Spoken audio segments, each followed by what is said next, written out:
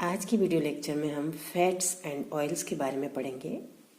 Glyceride की अगर अपन बात करते हैं, ग्लिसराइड ग्लिसरॉल के एस्टर को हम ग्लिसराइड कहते हैं, फैटी एसिड एस्टर को। जो कॉमन ग्लिसराइड है वो ट्राइग्लिसराइड है, ट्राइग्लिसराइड। इसमें जो ग्लिसरॉल मॉलिक्यूल है CH2, ये ग्लिसरॉल मॉलिक्यूल है। इसके तीनों हाइड्रोक्सिल ग्रुप जो हैं उनको हम फैटी एसिड से एस्टरिफिकेशन करवा देते हैं तो वो ट्राइग्लिसराइड हो जाएगा। यहाँ हमने ग्लिसरॉल को स्टेरिक एसिड के साथ में एस्टरिफिकेशन करवा दिया, तीनों हाइड्रोक्सिल ग्रुप की जगह स्टेरिक एसिड आ गया, ये बन गया आपका ट्राइस्टेरिन फेट है, ट्राइस्टेरिन एंड इट इज फेट। ये ट्राइग्लिसराइड्स यदि रूम टेम्परेचर पर सॉलिड हैं तो हम उन्हें फैट कहेंगे, और यदि रूम टेम्परेचर पर लिक्विड है तब हम उन्हें ऑयल कहेंगे।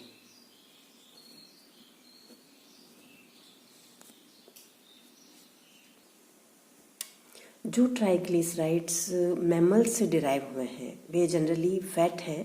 रूम टेम्परेचर पे वे सॉलिड होते हैं, लेकिन जब अपन गर्म जो बॉडी टेम्परेचर होती है लिविंग एनिमल्स की, वो उनको थोड़ा सा फ्लूइड रखती है जिससे बॉडी मूवमेंट अलाउ हो सकता है।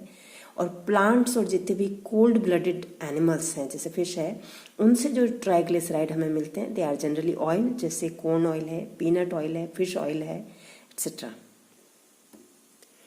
नेचर से हमें ऑयल जो है वो दो तरह से मिलेंगे, vegetable oil and animal oil. Vegetable oil जो है जनरली सीड्स में पाया जाता है। क्रश्ड सीड्स को हम एक बैग में भर के उसमें हाई प्रेशर अप्लाई करेंगे, कभी कभी थोड़ा सा टेम्परेचर अपन बढ़ा देते हैं तो ऑयल उसमें से निकल जाता है, और जो रेजिडुअल पार्ट है उसको अपन ऑयल केक बोलते हैं, और वो जो पशु होते हैं एनिमल्स उनके चारे के रूप में, कैटल फीड के रूप में काम में आता है। जो एनिमल ऑयल है ये जो फैटी टिश्यूज़ हैं जैसे किडनी है, लीवर है, उनके अंदर प्रेजेंट होता है और उससे हम एक्सट्रैक्ट कर सकते हैं। फैट्स और ऑयल्स जो हैं वो लंबे टाइम से एनर्जी स्टोरेज के रूप में काम में आते हैं, और ये काफ़ी एक एफिशिएंट सोर्स है लॉन्ग टर्म एनर्जी के लिए, कार्बोहाइड्रेट से भी ज़्यादा एनिमल्स के अंदर। नेक्स्ट लेते हैं हम नोमेनक्लेचर ऑफ फैट्स। जो ग्लिसराइड्स जो होते हैं इस तरह से नामकरण किया जाता है कि जो ग्लिसरॉल का हाइड्रोक्सिल पोजीशन पे जो हाइड्रोजन है वो कौन से एसाइल ग्रुप से रिप्लेस हुआ है। फॉर एग्जाम्पल,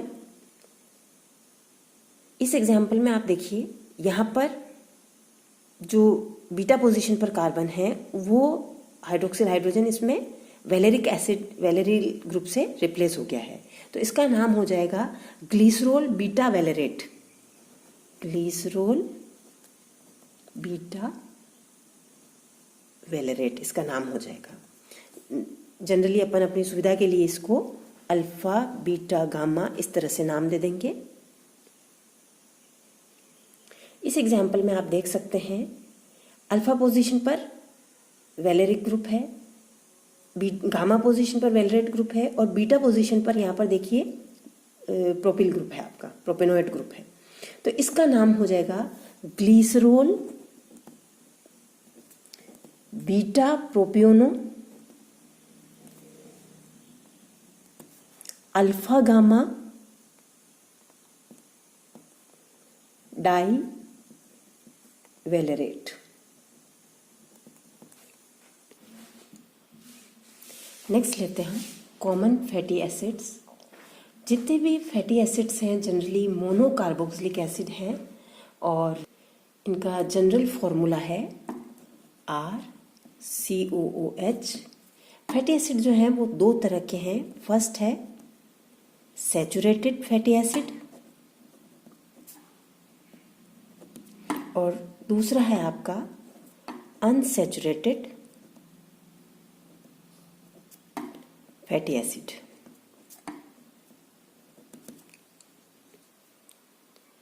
जो सैचुरेटेड फैटी एसिड है उसके अंदर C4 से लेके C26 कार्बन तक फैट्स के अंदर आइडेंटिफाई किए गए हैं। इनमें से जो सबसे कॉमन है दैट इज पामिटिक एसिड, उसका जो फॉर्मूला है CH3 CH2 whole 14 COH, C16 total number of carbon है इसके अंदर पामिटिक एसिड में, और ये सबसे ज़्यादा पाया जाने वाला फैटी एसिड है। इसी तरह से जो स्टीयरिक एसिड है ये भी एनिमल फैट के अंदर पाया जाता है। जो लॉरिक एसिड है CH2 CH3 CH2 whole 10 COH, ये आपका कोकोनट ऑयल में, पाम कर्नल ऑयल में और बबासू ऑयल के अंदर ये पाया जाता है। अनसैचुरेटेड फैटी एसिड्स हैं, C10 से कम कार्बन वाला कोई भी नेचर में ऑब्जर्व नहीं हुआ है। और इसके अलावा जो C10, 12, 14 इनके जो ज़्यादा नंबर ऑफ कार्बन है वो है ओलिक एसिड, उसका फॉर्मूला ये है आपका। लिनोइक एसिड, ये उसका फॉर्मूला है, और सेटोलिक एसिड इसका ये फॉर्मूला है।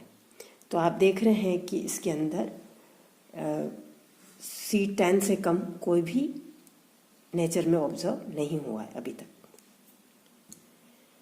नेक्स्ट लेते हैं हम mechanism of fatty acid biosynthesis. किस तरह से फैटी एसिड का बायोसिंथेसिस किया जाता है।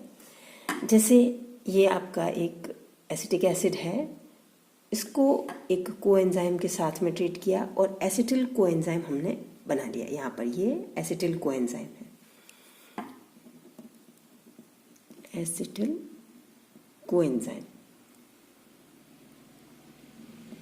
अब इसका हम कार्बोक्सिलेशन करवा देंगे, CO2 से रिएक्शन करवाई और इसका कार्बोक्सिलेशन हो गया, ये बन गया आपका मेलोनिल कोएंजाइम A बन गया। अब ये जो है एसिटिल कोएंजाइम है, इसको इसके ऊपर हम एल्केनॉइल ग्रुप ट्रांसफ़र कराएंगे। इसके लिए एसाइल प्रोटीन कैरियर प्रोटीन जो होगा, एसाइल कैरियर प्रोटीन, उसके साथ इसका रिएक्शन करवाया हमने। तो ये बना हमारा CH3COS कोएंजाइम था, ये आपका प्रोटीन के साथ में ये प्रोटीन आ गया। इसकी भी हम ठीक इसी तरह से इसमें भी एल्केनॉइल ग्रुप ट्रांसफ़र कराएंगे और एसाइल कैरियर प्रोटीन के साथ इसकी रिएक्शन करवाई हमने, जो कार्बोक्सिलेटेड एसिटाइल कोएंजाइम था आपका, और ये हमारा बना जिसके अंदर की एल्केनॉइल ग्रुप ट्रांसफर हो गया। अब इन दोनों की कपलिंग होगी रिएक्शन और ये बनेगा आपका कंपाउंड। फर्दर आप इसका रिडक्शन कर दीजिए, ये बन गया आपका थायोएस्टर।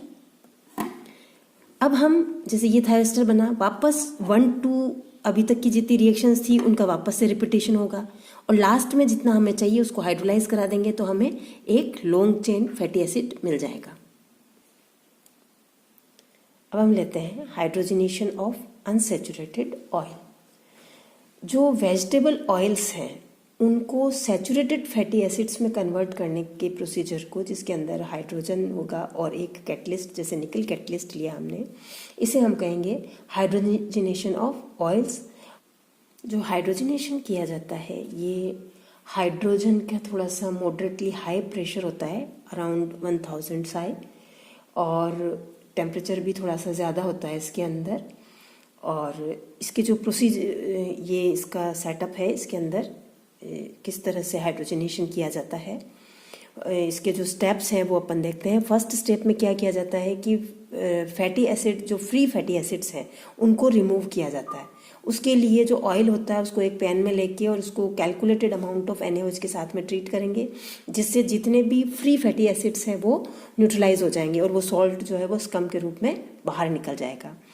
नेक्स्ट स्टेप में हम इसका ब्लीचिंग करेंगे। तो जो ऑयल हमने फर्स्ट न्यूट्रलाइज कर दिया सारा फ्री फैटी एसिड से, उसको दूसरे टैंक में डिकेंट किया जाएगा, डिकेंट ऑफ करके, और फिर उसको एनिमल चारकोल के साथ में 90 डिग्री तक उसको अपन गर्म करेंगे। तो जितने भी कलरिंग मैटर होंगे वो एनिमल चारकोल एब्जॉर्ब कर लेगा। उसके बाद उसको ऑयल को फिल्टर कर लिया जाता है। फिल्टर करने के बाद में उसको जो सुपर हीटेड स्टीम है उससे पास किया जाता है, जिससे उसका डीओडराइजेशन हो जाता है।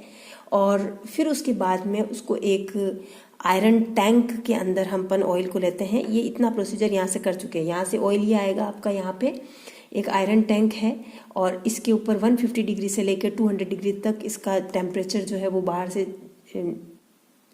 यहाँ ऑयल में जो है ये निकल फॉर्मेट सस्पेंडेड फॉर्म में है और हाइड्रोजन यहाँ से हाई प्रेशर से पास होगा। जैसे हाइड्रोजन पास होगा तो ये निकल फॉर्मेट को निकल में रिड्यूस कर देगा, जो कि हाइड्रोजनेशन के लिए एक कैटलिस्ट का काम करेगा। और यहाँ से हाइड्रोजन पास होगी, अनयूज्ड हाइड्रोजन यहाँ से निकल जाएगी आपके।